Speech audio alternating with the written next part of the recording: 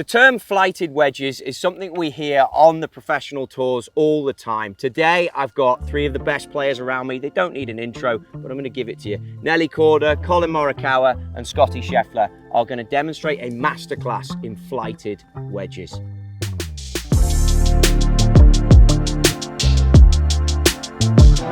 Scottie, first up, we're going to go to that back stick, slightly into the breeze. It's 106. That's what we're going to start. Do you think the greens are spinning or not? It's way farther than 106. It's 106. 106 from where I was stood right probably here. Playing 110-ish. So Collin, Get in his head. Collin, tell me the term flighted wedges. When you hear that, what do you guys think of when that term comes up?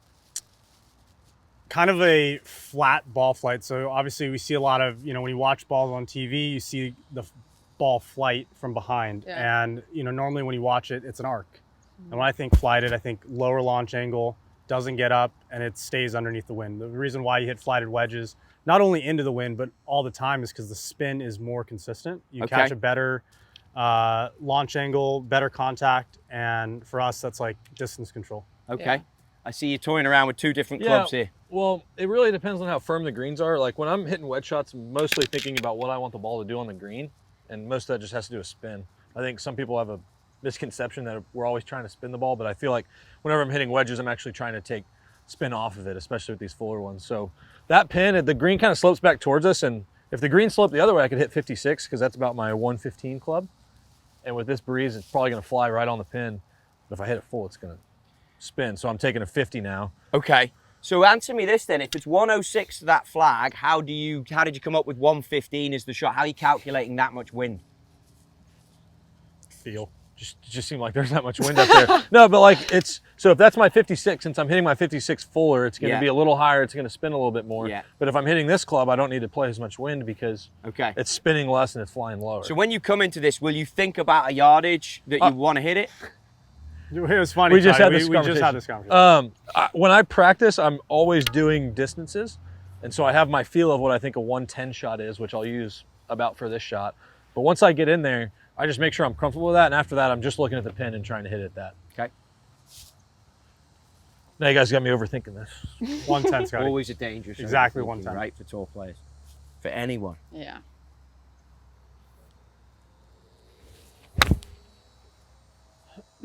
Like it? Call it. Gotta go. Go. Oof. Oh my goodness. Baby, come back. That was a nice kick. That'll be perfect to the white flag. That's tough. Great shot. You can go again, mate. You can go again. You want me to go You again? can go again. That was embarrassing. So the carry was 96 on Scottie, that. just a little more wind. So I clearly did not do my job there. Carry was how far? 96. No way. It's 106 and he's carried it 96 and then spun back. I should have cleaned the face. That'll be good. Come off. What kind of slope is this? So you allude there to what kind of a slope is this. At what point from this yardage are you aiming left of the flag, or are you always taking dead aim? I mean, you also have to take into account if the ball's below your feet or not. So your ball is definitely below your feet there. And with the amount of slope and carry, in a sense, like if you're going left and the wind's maybe a little bit more off your left too, you have to know what the carry is on the bunker because that comes into play. So you need a lot of numbers for this shot, really. You don't need No. quite as much numbers, but you need to know where you want to hit it, right? Yeah. So if we have a wedge, so with a lot of wedges, you want to play aggressive. You want to be closer to the pin because you're closer to the hole. But if you try and get too aggressive, you go left where Scottie just hit it, and he hits it the distance of his first one, you're in the bunker and you're possibly making bogey on, say, a short par 4 or a par 5. And look, ideally, if we're playing this to this pin, we'd want to be just underneath the hole, and you'd fly it directly behind the pin. That's a shot Scottie would never hit. I mean, it's working out. It's British Open. Oh, Go ahead, Nelly, dive in there. Okay. Right over the pot bunker. Yeah, right around the edge of the pot bunker. So when you played that shot there, you tried to draw that in there, right? That was what the intention was. I know you're messing around, but... The last one? Yeah. I was just messing around. What's the actual again? It was 106. 106. 112 exactly, Nelly, just for the feel. I'm gonna hit a pitching wedge. I'm gonna hit a flighted shot in there. I rarely ever hit my shots full, so I'll typically always club up and try to hit a little feeler in there. And the wind is a little bit, now it's off, it's dead into, but the ball is below my feet. So I'm going to probably aim it at those 3 trees in the back that you can kind of see distinctly behind the pin, just left of the pin. Yeah, okay. Yeah. Would you, and is the 3 trees tight enough, or if it was game situation, would you be going at like one of the trees? No, the 3 trees is tight enough for me. Okay. Because I'll just dial into that. I won't even look at the pin, and I'll try to hit just a straight, maybe baby draw into that. And I know that the slope is left to right, so I'll try to take the slope. Okay. Are you drawing it or fading it? I draw. I don't fade. If I fade, that means I've hit a bad shot. Yeah, I'm a draw. Yeah. Good enough. Took a mental note of that. I'm hitting a lot of bad shots.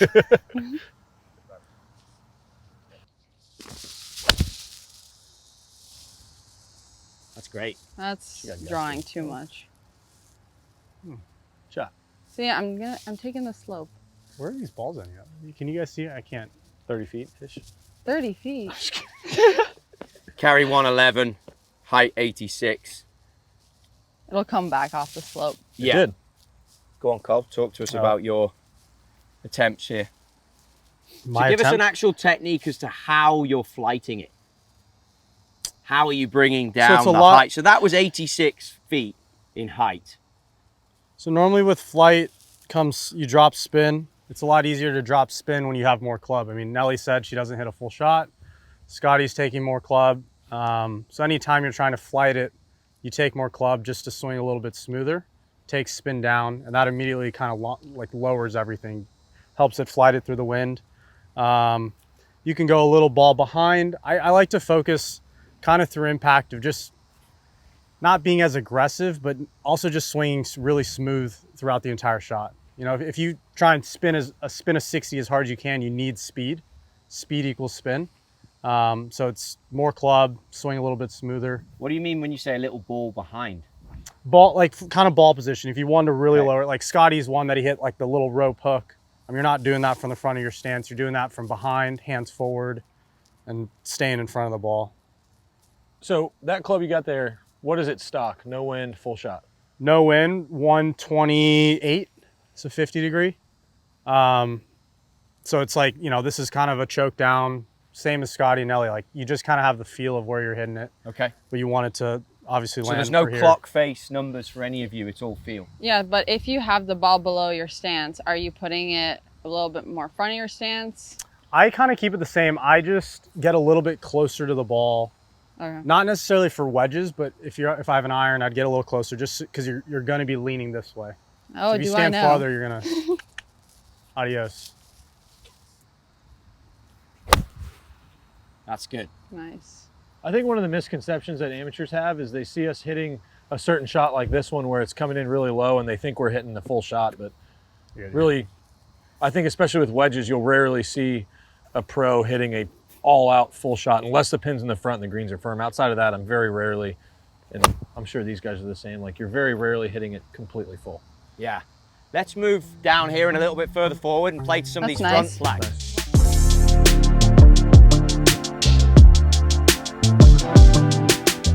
67 front pin. Yes. Talk us through this one, Nelly. I probably would not flight this one. Okay, you would not flight this one. No, Why? because I would just play the wind. Okay. Because it's a front pin and I'm trying to land it soft. Okay. So I would play probably, you said 67? Yeah. 67. So I would say it's probably playing mid to high 70s. Okay. And I would just hit it. So that's a good segue to the question that you just made a comment before we moved to this yardage, and you said I hit full shots to front pins for spin. Is that what you said? You said something about full shot only comes out. Yeah, the time I would only use really a full wedge would be to a pin where you need some spin. So if the pin's in the front of the green and the greens are firm, I'd be more inclined to hit a very full shot. But like when you have a back pin, like especially if it's the third pin on that green, there's not, I mean, it'd have to be a 9-iron for me to hit a full shot to that pin. If I hit a full shot with a pitching wedge to that pin, You're flying it's, it, yeah. it's coming back. Okay, well, we're going Yeah. to talk about that in a sec. Okay. Okay, 67 front pin.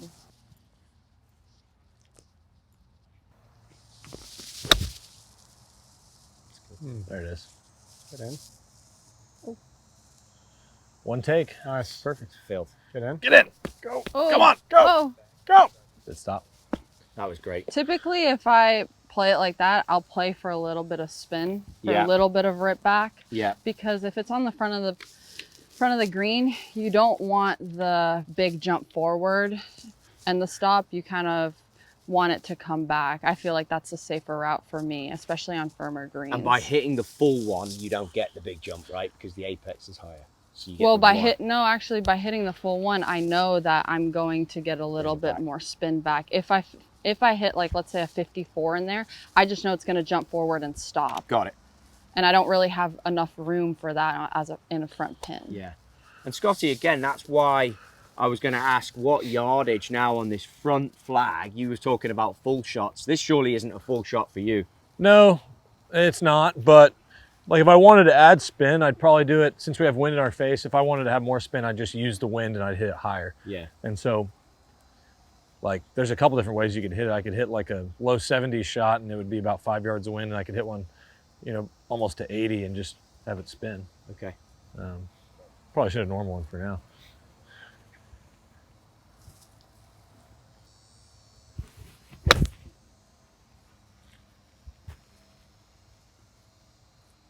Nice. It's good.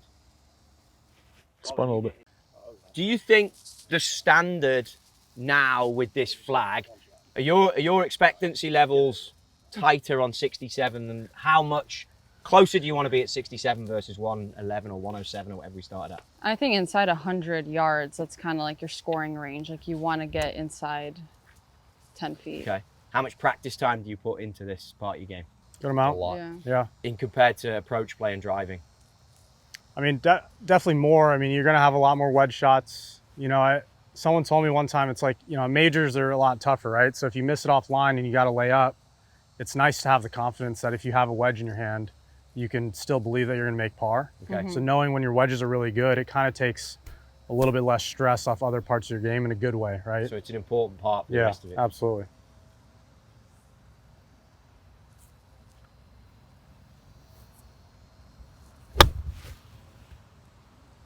Do it. Short. I thought I was going to spin back. You can see how great these players are from these short yardages. You heard it from them themselves. This takes pressure off the rest of their games. We want it to take pressure off yours too. That is a masterclass from three of the best. They're going to be here a while. Hopefully there's stuff you can take to improve your scoring. How do you work your wedges? Like, what do you think about when you're like hitting like that fade and spin off from left to right? I feel Like, is it just I feel hands? everything like right and yeah, it's just hands. Yeah. Like I'll feel. It's not like where you put the ball per se. I think I do that. Like most guys do that naturally. Like if I'm gonna hit a draw, Yeah. like if I put the ball up there, Yeah. it's not gonna feel like a draw. Yeah. But if I put it back here, now all of a sudden it feels like I'm gonna hit a draw. So I think that's stuff we do naturally. Yeah. And then like when I'm thinking about what I'm trying to do with the ball, I feel it like right in here with my hands. Like Okay. if I'm gonna hit a low draw, I kind of feel like I'm going down into it, and a high fade kind of club goes up like Pick that. up a little. Yeah. Okay. How much will you play around like this? I see you guys do All a lot the of time. tour events, right? With draw shots, fade shots. Is that the same on the LPGA? Like the guys Not as hit much a on- lot of funky shots. Yeah. they're Well, they practicing. also play on probably a kind of firmer, faster greens than we do. I think the ability to work the ball is probably an underrated skill Even with a at our wedge. level. Yeah. Even with a I 60. think guys that have the ability to work the ball both directions and hit shots kind of like Collin does have a much bigger advantage over guys that hit a lot of stock shots, just because you're able to use the green to be more consistent. Like if Which on you're, the PGA Tour. I'm going to hold one. yeah. I'm going to hold one. But the thing is, when you get under pressure, sometimes you have two misses. So that's where I get into, like, I don't want to hit a fade because I know that no matter what, I'm going to work it right to left, and I know it's consistent. Yeah. And I just know that under pressure, like, that's what I'm doing. But I think even, so I do the same thing, but I think even the best players, you don't have to even work it both ways. Yeah. It's just knowing, like if we told you to hit a 2-yard fade or 2-yard draw, 5-yard draw, or whatever, aim at this Yeah, tree, of aim at course, that. yeah. I think a lot of players have one shot and they just kind of go off that, where a lot of us, like us three, I'll speak for all of us. we manipulate our distances based on how much we're going to curve it, and the flight and the distance, all by curve. Like we see a lot of the So you rarely hit visualization of the straight shot? curve. I think we're don't, not, but I don't think we're it's thinking not- much about like what, like I've never stood up on a tee and be like, or stood up on a green and like, we're looking at this one. It's like, I'm going to start on that golf ball and curve it to the pin. I think most of us are kind of just looking, and if you're feeling like what you're trying to do, so like you're matching up like what you're looking at with what you feel in your hands, and that's Yeah, when you hit there's your a best lot shots. of there's a Yeah. lot of feel. Yeah. It's like you take everything else out. It's just You can two I in can I pull it particular, off? If I had to categorize, you're more faders than drawers, whereas Nelly's more of Yeah. a drawer than a Yeah, fader. but Yep. I know that if I'm hitting a fade, like I will hit a fade. Like to some pins, I'll hit it, especially if the wind's off the left. The wind will help me hit the fade as well. But I just know that it's going to go shorter than what my draw does. Yeah. So I adapt to it. I feel like everything is always with golf is about adapting, and that's kind of what we do out there. It's like you can't be technical. You just have to adapt to your situations. That's awesome. I think I would feel so locked in if I had to hit one shot every time. I love it Well, though. you've worked it a lot though. Yeah. It's like my shot that I would hit under pressure is like whatever the shot is that I see. It's Yeah. good. And That it's means like, you have control of all the shots. yeah, but like, For me, you know, it's like you know what height you though. want. That's where I work a lot is with height. You're Yeah. more fade, aren't you? Under. I'm deep, yeah. If I'm under the gun, like I'm hitting a cut because Yeah. I know where I would know where I'm not missing it. Yeah, It's like, exactly. it's not going left. Yeah. I think a lot of people have to take something from that. If they're listening to this as a casual golfer, when I talk, not to you two, I leave and I'm like, there is one What'd I shot. say? Because you freaking do a lot, but there's Very always nice. one shot. Yeah, exactly. It's a lot. For the guy that plays once a week, that's massive. Well, you're playing your percentages, right? Nelly and I play the one shot because we know where we're going to miss it. Scottie plays the correct.